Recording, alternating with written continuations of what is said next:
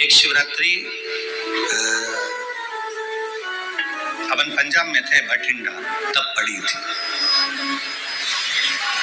जनवरी की पड़ी थी वो, जनवरी की। अब फरवरी की जो शिवरात्रि पड़ेगी वो अपन झारखंड में रहेंगे 5 तारीख से 9 तारीख के बीच में, तो बीच में शिवरात्रि पड़ेगी।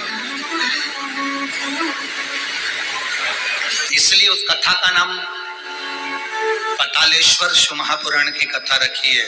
हड्डी उसमें मूल है आपका बुढ़ापा ना बिगड़े उसके लिए वो कथा है। 5 दिन की कथा है, 2 बजे से 5 बजे तक आएगी आस्था चैनल पर भी। और झारखंड के आसपास के जितने श्रोता है सब सुनो। जमशेदपुर में काजू बागान में वो कथा होगी, बड़े प्रेम से सुनिए।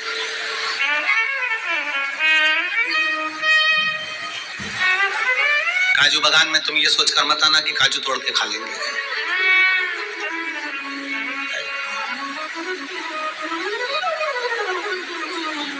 दिल से सुनो पतालेश्वर शिव महापुराण की कथा। कुछ जगह ऐसी होती हैं, उस कथा का मूल जैसे 7 मार्च से 13 मार्च की सीहोर कुबेरेश्वर धाम की कथा जरूर सुनो, मौका मिल जाए तो 5 माताएं, भाई लोग, बहन लोग जो भी हैं, जीजा जीजी सब कथा में पहुंचकर उसमें सेवा भी करो और कथा भी सुनो, दिल से सुनो।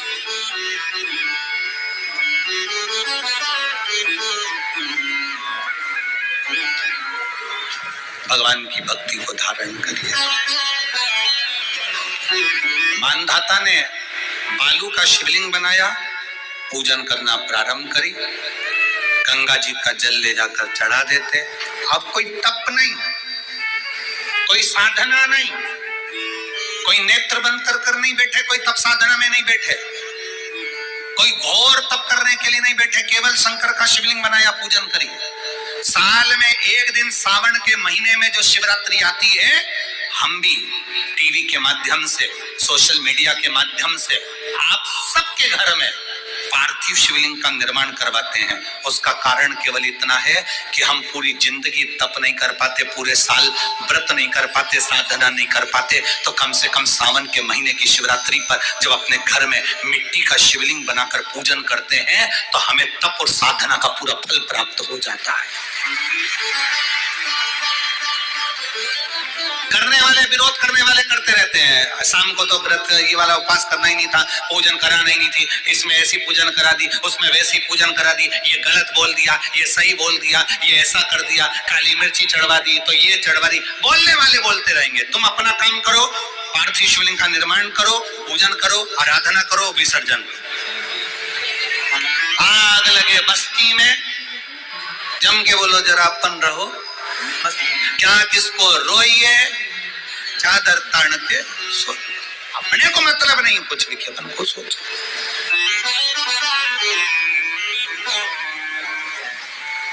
अपनी जिंदगी का सार्थकता से करा। मानधाता ने अब कोई तप नहीं करा, मानधाता ने अब कोई साधना नहीं करी, मानधाता ने अब कोई आराधना, बस एक काम करा, शिवलिंग का निर्माण, उसकी पूजन।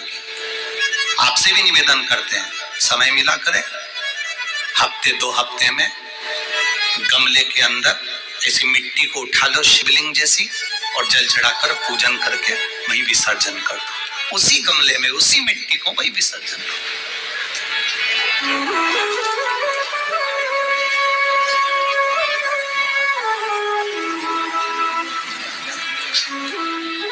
प्रयास करो, उसका फल मिलता है। शंकर भगवान प्रकट हो गए, कहा क्या चाहिए तुमको, मांगो। अब मानधाता ने मांगा कुछ नहीं। मानधाता ने कहा कि पहले तो मैंने जब तप करा, साधना करी, आराधना करी, तब तो मुझे आपका दर्शन नहीं हुआ, और अब आप मेरे सामने आ गए तो मैं मांगू, ये श्रेष्ठता कहाँ है? अब मैं मांगू, ये श्रेष्ठता कहाँ है? मुझे मांगना नहीं है, कुछ तो मांगो।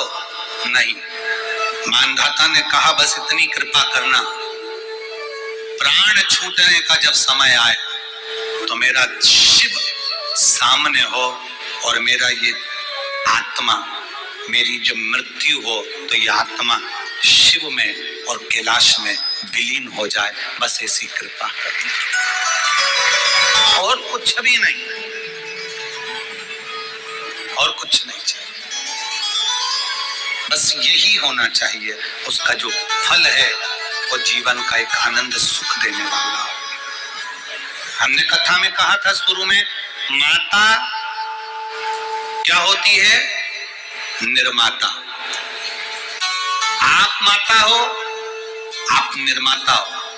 अपने बच्चे के हाथ में एक लोटा जल लेकर मंदिर भेजने की जवाबदारी तुम्हारी है। अपने बच्चों के मुख से श्री शिवाय नमस्तुभ्यम निकलवाने की जवाबदारी तुम्हारी। शंकर भगवान के मंदिर पर तीसरा आंवले के वृक्ष के नीचे केवल ये 3 जगह पर दिया लगाना चालू कर। कौन से दिन? हर महीने की जो शिवरात्रि आती है, मासिक शिवरात्रि जो आती है, आप 12 महीने का नियम बनाओ कि मैं 12 महीने की शिवरात्रि का व्रत करूं ना करूं। मैं शंकर के मंदिर में 12 महीने जो शिवरात्रि आती है उस शिवरात्रि का नियम लेती हूँ कि शिवरात्रि के दिन में दिया लगाने 3 जगह पर जाऊंगी। पहला, बोलते जाओ बेलपत्री के नीचे। दूसरा, शंकर भगवान के मंदिर में या शिव मंदिर की चौखट पर। तीसरा, आंवले के वृक्ष के नीचे। ये 3 जगह पर आप प्रणाम कर झोली पसार कर बाबा देव महादेव, माता लक्ष्मी और पार्वती के नाम से दिया लगाना प्रारंभ कर दीजिए। 3 महीने की शिवरात्रि पूरी हो, ये निश्चित है अगला पत्र आपका इस जगह पर मिलेगा कि बाबा ने मेरा ये कार्य किया। शंकर जी को शिवरात्रि पे क्या चढ़ाया जाता है? बेर। कितने बेर चढ़ाते हैं? शंकर जी को शिवरात्रि पर कितने बेर चढ़ते हैं? हर शिवरात्रि का एक। 12 महीने में कितनी शिवरात्रि आती है? 12 बेर शिव जी को समर्पित होते हैं शिवरात्रि के दिन। गाय के लिए चढ़ाए जाते हैं, एक बेर का क्रम है। पहला बेर शंकर जी को जब चढ़ाते हैं तो वो वंश की वृद्धि करता है। दूसरे नंबर का बेर जब चढ़ाते हैं वो संपदा प्रदान करता है। तीसरे नंबर का बेर चढ़ाते हैं वो बच्चों को बुद्धि प्रदान करता है। चौथे नंबर का बेर जब शिव जी को समर्पित करा जाता है शिवरात्रि के दिन, वो घर में से रोग धोक बीमारी को हटाता है।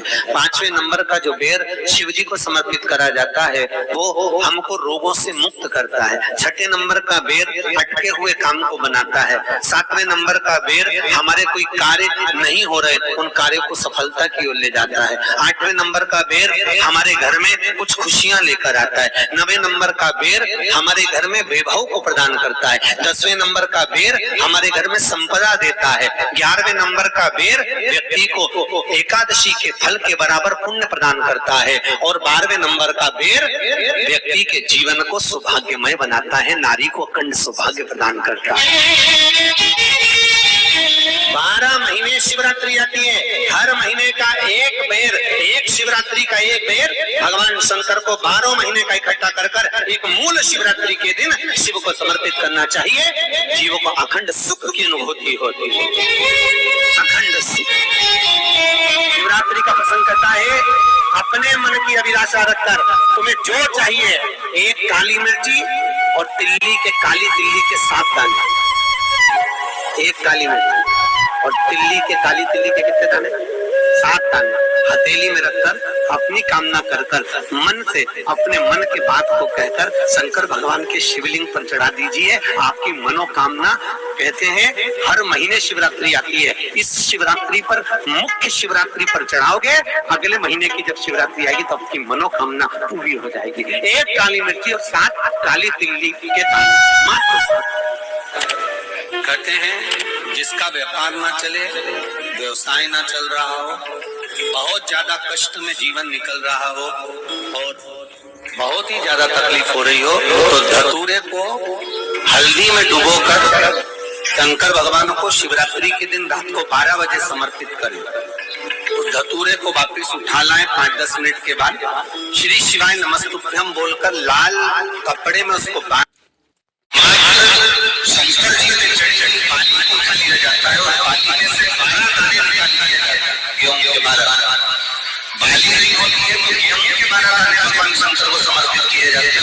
किया जाता है। आज से प्रारंभ होता है 12 दानों में से आज प्रथम शिवरात्रि को मानकर उसमें से एक दाना शंकर को चढ़ा दिया जाता है। 11 दाने रख लिए जाते हैं। प्रत्येक महीने आने वाली शिवरात्रि पर एक दाना शंकर भगवान को अशुभ वाले स्थान पर समर्पित करना प्रारंभ करो। अगले साल शिवरात्रि पर बात करेंगे कि प्लाट जमीन जायज रहेगी नहीं। 3 बेटियां, तीनों से गलती हो गई। आप शिव मंदिर में जाए, कोई गलती ना हो, जल चढ़ाए, मना नहीं, छींटा ना लगे, धीरे धीरे चढ़ाइए। और एक बात अच्छे से ध्यान में रखिएगा, शिव मंदिर से जब भी वापिस आए जल चढ़ाकर अपना फर्ज पूरा अदा कर। फर्ज से मतलब जब शिव मंदिर से वापिस आए, जो पत्ती, बेलपत्री, फूल शिव जी पे चढ़े थे वो नीचे शिवलिंग पे से नीचे गिर गए हो। एक शिवलिंग रखा है, लाना मिट्टी वाला, नहीं जरा उठा के। अब छत्तीसगढ़ में कथा चल रही, थोड़ा ध्यान से सुन लोगे एकांतेश्वर शिवलिंग का पूरा वृतांत। तो आप लोग जो पशुपति व्रत कर रहे हो या कोई भी उपास करते हो, कई लोग कहते हैं हमने करा नहीं हुआ। क्यों नहीं हुआ? उसमें हमारी गलतियों को हमें छाट।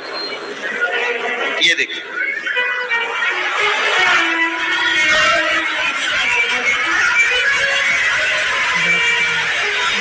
अब जैसे ये शिवलिंग रखा है, आपने जल चढ़ाया, अब जल आप यहां से चढ़ा रहे हो तो धीरे धीरे धीरे धीरे चढ़ाएं, जिससे छींटे बाहर ना, यहां तक छींटे रहे ना, जलाधारी तक चलेगा, बाहर ना गिरे। और एक बात का स्मरण रहे,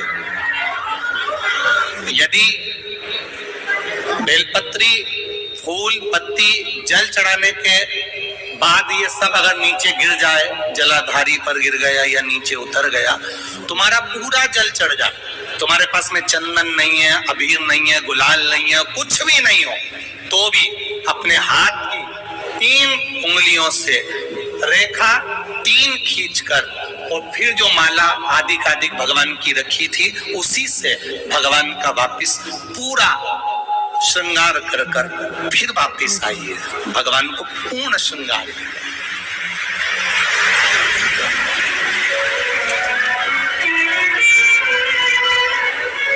भगवान का पूर्ण श्रृंगार कर आइए। कई लोग जल चढ़ाने के बाद में भगवान का जो फूल पत्ती नीचे रखी रहती है, हम ये नहीं कह रहे कि आप अपने घर से लेकर जाओ, आपके पास में कुछ नहीं, 1 लोटा जल चढ़ाओ। जल चढ़ाया, जो फूल पत्ती नीचे रखी हुई है उसी को उठाकर, उसको रखकर, उसी फूल से भगवान का खूब सुंदर श्रृंगार भगवान का कर फिर आइए। क्यों? शिव का जब हम श्रृंगार कर आते हैं, माता पार्वती जी ने देवाधिदेव महादेव का श्रृंगार किया है, आप लोगों के स्मरण में होगा। राम जी ने माता जानकी का श्रृंगार किया है। रामचरित सुनिए कथा, रामायण सुनिए आप लोगों ने, रामायण सुनी होगी तो उसमें माता बैठी है शिला के ऊपर और भगवान राम उनका श्रृंगार कर रहे हैं। एक कौवा आता है, वो चोंच मार कर जाता है, ये सारा वृत्तांत आप लोगों ने श्रवण किया है। तो राम जी माता सीता का श्रृंगार करते हैं, भगवान कृष्ण राधा जी का श्रृंगार करते हैं। केवल एक देव अधिदेव महादेव की कथा ऐसी है जिसमें पार्वती जी शिव जी का श्रृंगार करती है। शिव का श्रृंगार किस लिए? क्यों? कहा जल चढ़ाने के बाद वहीं पर पड़ी हुई पत्ती से, फूल से, जो चढ़े हुए फूल हैं, चढ़ी हुई पत्ती है, चढ़ा हुआ निर्माल्य है, जो भी शिव जी का है, उसी को धोकर वापिस भगवान का श्रृंगार कर आना चाहिए। किस लिए? कि हे भोलेनाथ, जब मैं इस संसार सागर से जाऊं, अखंड सुहाग लेकर पूरी श्रृंगार कर इस धाम से जाऊं, ऐसी कृपा जो पढ़ाओ, जो चंदन नहीं है, हाथ से चंदन का स्मरण होना चाहिए।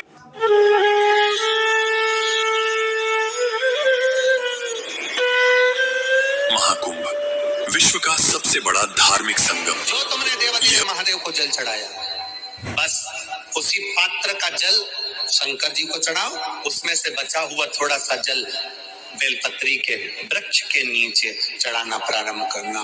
कौन सा बेलपत्री का वृक्ष? जिसकी छाया आपके ऊपर आ गई।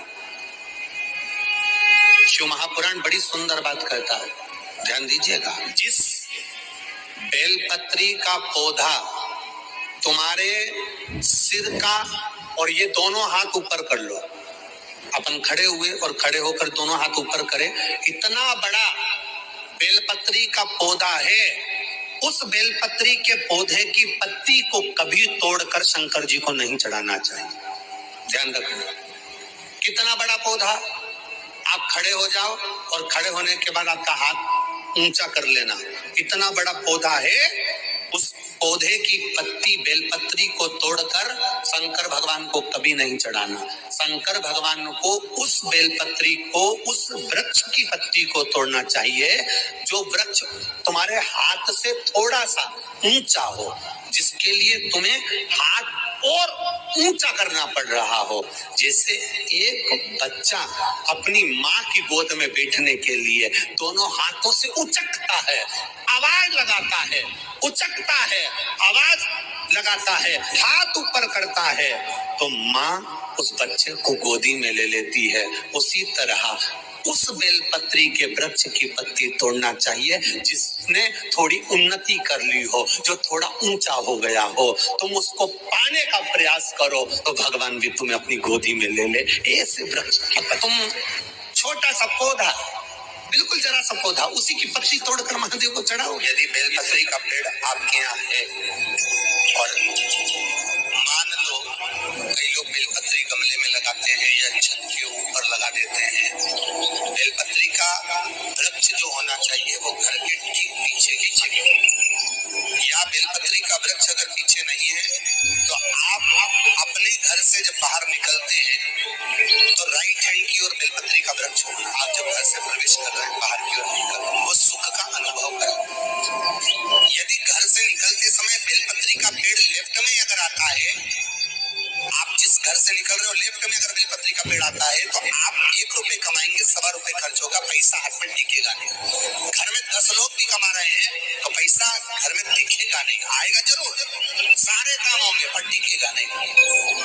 यदि लेफ्ट राइट भाग का बेलपत्री का वृक्ष घर में लगाओ तो घर के पीछे के हिस्से में लगाओ, और ऐसी जगह नहीं लगाना कि जहाँ पर बेलपत्र में गंदा पानी जाए या कोई गंदी वस्तु। 33 करोड़ देवी देवता बेलपत्री के पेड़ के नीचे सोमवार के दिन, कोई रविवार के दिन, कोई मंगलवार, कोई बुधवार, कोई गुरुवार, कोई शुक्रवार, कोई शनिवार के दिन बेलपत्री के नीचे आकर 33 करोड़ देवी देवता तप करते हैं, साधना करते हैं। एक बेल चौकी ऐसी होती है, शंकर पर अगर चढ़ी हुई है तो वापस उतार कर धोकर फिर शिव को चढ़ा सकते। किसी व्यक्ति से कोई काम करवाना है, वो काम नहीं कर रहा, कोई फाइल आगे नहीं बढ़ रही है, कोई कार्य अटक रहा है, या फिर कहीं रुपया पैसा अटक गया हो, नहीं निकल रहा हो, तो एक जल के पात्र में जल भरकर 5 बेलपत्री शिव जी को समर्पित कर कुंदकेश्वर महादेव का नाम लेकर एक सफेद पुष्प बेलपत्री के ऊपर जो शिव जी को चढ़ाई है उस पर समर्पित कर जल जो लेकर गए हो, अपनी उस कामना को कर कि मेरा ये कार्य अटक रहा है, ये कार्य नहीं हो रहा, कुंदकेश्वर महादेव का नाम लेकर धीरे धीरे जल की धार चढ़ाई। और एक बात हमेशा याद रखना, फिर निवेदन कर रहे हैं, अच्छे से समझ लेना, शंकर जी पर जब जल चढ़ता है, शिव जी का जब अभिषेक होता है, शंकर जी पर जब जल चढ़ाया जाता है, दूध चढ़ाओ, जल चढ़ाओ, कुछ भी चढ़ाओ, और एक बात का स्मरण अपने जीवन में होना कि इतने ऊपर से मत चढ़ाना कि जल चढ़े और छींटे आपके ऊपर। बहुत ध्यान दीजिएगा। हाँ, तो यहाँ तक वर्णन करा गया है कि शंकर जी का जल चढ़ा हुआ जहाँ से बहकर जाता है ना, उसको लांगा तक नहीं जाता। यहाँ लांगते हैं क्या? नहीं ना, परिक्रमा भी करेंगे तो वहीं से लौट कर वापस उतर जाएंगे। शिव जी का जहां से जल बहकर जा रहा हो, चढ़ा हुआ जल जहां से बहकर जा रहा हो, उसको लांगा तक नहीं जाता। और कई लोग बड़े बड़े आनंद में शंकर जी पे इतनी ऊपर से जल चढ़ाएंगे तो वो छींटे पूरे अपने ऊपर आना चाहिए, शरीर पर आना चाहिए। नहीं, उसका दोष है, मारो उसका दोष है। आप भगवान को अगर जल चढ़ाओ, दूध चढ़ाओ, तो मान लो अगर जैसे एक सरल भाषा में समझ लो और अच्छे से, कि जैसे ये शिवलिंग है शंकर जी का, ये शिवलिंग है, और आप जल चढ़ा रहे हो तो इतनी ऊपर से छोड़ोगे तो पानी का छींटा तो अपने ऊपर आएगा, पर वही जल, वही दूध, वही सामग्री आप शिवलिंग से थोड़ी सी दूरी बनाकर अगर आप समर्पित करेंगे तो बाबा उसको स्वीकार भी करता है और आनंद की अनुभूति भी होती है। कार्य में सिद्धता, कार्य में उसकी सिद्धता। आइए भक्तों, आज सुनते हैं तुलसी माता की चालीसा। यह चालीसा सुनने से होती है हर रोगों से मुक्ति, मिलती है सुख समृद्धि का आशीर्वाद। तो एक बार बोलिए प्रेम से विष्णु भगवान की जय, तुलसी माता की जय, भगवती माता की जय। श्री तुलसी